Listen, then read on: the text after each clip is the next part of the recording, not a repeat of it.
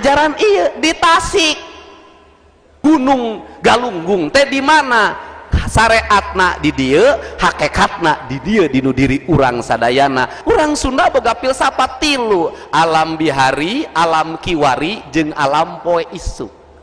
Lumungsur ajalan Islam ka dieu lir ibarat panon jeung kiceupna, irung jeung angseuna, ceuli jeung danguna, letah jeung ucapna, hate jeung ikhlasna, nurub cupu Islam sumping ka dieu teh tinggal nyampurnakeun, tinggal di sahadatan, tinggal di solatan, tinggal di zakatan, tinggal di puasaan, tinggal dihajikeun, ukur disampurnakeun da laku lampahna ge tos Islam.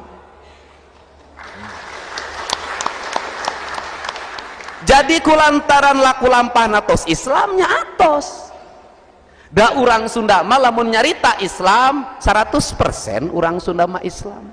Geningan aya nu teu Islam, konflik politik akibat dicaram ku nagara keun ke dongengna paneuri bising sara di dieu mah. Jadi buhun kudu disuhun tinu ajaran pangwangunan kunaon kudu disuhun. Ajaran buhun tinu anggaran pangwangunan disebutna ajaran planologi. Teologi lahir planologi. Jadi planologina kudu ditetengeran ku teologi. Antara Gusti jeung alamna teu dipisahkeun Sunda mah. Tinu planologi engke lahir geologi. Tinu geologi engke aya lingkungan geografi penetaan. Disebutna ilmu tata ruang.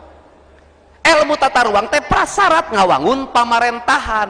Pamarentahan bisa tentrem ayem eta teh ilmuna kudu ilmu tata ruang. Aya ilmu tata ruang urang Sunda di mana? Kudung kudu awian, lengkob kudu balongan, lebak kudu sawahan, nu motong disambung, nu panjang montong diseuk-seuk, ulah ngurug walungan, ulah ngabedah sagara.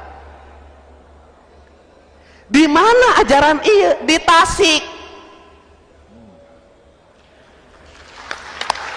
Geningan di Tasik apa nu boga konsep gunung kudu awian, lengkop kudu balongan, lebak kudu sawah teh urang Tasik. Kan nu boga konsep gunung, imah, balong, sawah, Tasik. Jadi Tasik guru peradaban tata ruang. Geningan urang Tasikna teu ngarti apa ditinggalkeun lemurna. Jadi ieu ai gunungna di mana? Aya gunung gede, aya gunung deui, gunung keyakinan urang Tasik, Gunung Galunggung. Dinu teologi sosial itu aya nu disebat pulung turun tiga lunggung. Ari pulung teh naon? Ari pulung teh petunjuk. Cek urang Jawa wangsit. Cek urang Sunda pituduh. Tuluna tiga lunggung, ti mana galunggung? Aya dua kalimat, aya galuh anu agung. Ai galuh naon? Ai galuh teh galeuh, ai galuh teh rasa, hate. Jadi saha jelema nu menang pituduh dinu ajaran Sunda nyaeta jalma anu galuhna menekung kanu agung. Jalma nu menang pituduh nyaeta jalma nu celik putih celak herang caang bulan 14 jalan gede sasapuan teu geuneuk teu maleukmek bersih hatena eta anu menang pituduh. Mantake saha nu ngajarkeun guruna apan di ditu di Suryalaya ngajarkeun anak ka dieu nempokna di dieu. Jadi pituduh teh jauh-jauh ti dieu tinu rasa urang jadi Gunung Galunggung teh di mana? Syariatna di dieu, hakikatna di dieu dinu diri urang sadayana. Mantake abah ningalina kieu apan di dieu dinu rasa la ilaha illallah. Ku kituna Tasik teh naon tinu tata ruang? Tasik teh aya dua komponen sejarah peradaban. Hiji Tasik boga gunung, dua Tasik boga boga laut, dua. Nu kadua Tasik boga pasantren, Tasik boga kampung adat. Anu katilu Tasik boga kreativitas publik.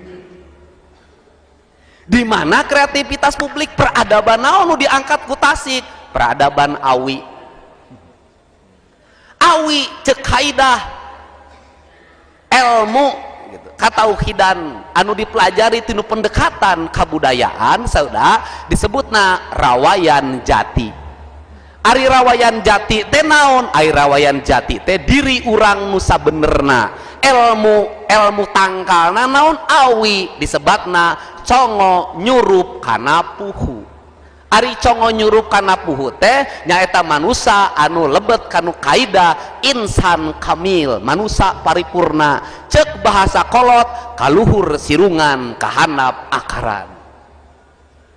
Kaluhur sirungan kahanap akaran puhu awi, filsafatna awi, tangkal anu dimuliakeun kurang Sunda tangkal awi. Naon sababna tangkal awi? Hiji, tangkal awi mah tempat cicingna king cobra, ai king teh raja, rajana orai cicingna di tangkal awi. Naon ieu teh? Awi pusat ekosistem. Kulantaran awi pusat ekosistem, akar awi pageuh nalian taneuh, sirah cai ngaguludag, daun awi ngajaga tinu partikel debu pencemaran lingkungan. Terus naon deui? Oksigen nu dihasilkeun ku awi karbon kelas hiji. Terus nuar awi moal matak jadi ngaruntageun turunanana, sabab awi mah dituar hiji bijil opat. Peradaban kunaon? Peradaban Tasik, peradaban awi. Kreativitas publik tinu awi ngalahirkeun peradaban. Kulantaran ngalahirkeun peradaban, urang Tasik pan loba hirup tinu boboko, tinu hihin, tinu tampir, tinu nyiru, tinu asepan.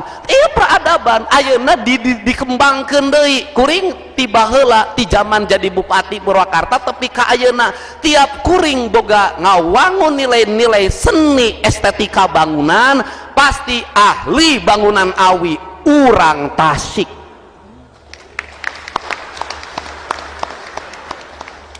Pami aya ayeuna lembur pakuan di Subang, panganyerkan sim kuring. Kunjunganana 50.000 urang per minggu. Eta dinten Sabtu Minggu hungkul. Dinten biasa dugi ka 100 ribuan tinu saminggu. Jalmi lebet ka bale, disebatna bale Tritang tuh, pasti tangah. Sa bagus pada dia. Ini arsiteknya siapa? Tuh make arsitek cek urang teh. Yang mengerjakan siapa? Urang Tasik.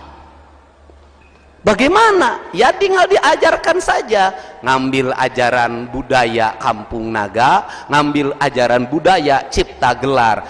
Ahli awi, ahli anyaman, ahli arsitektur bambu di Bali, urang Tasik.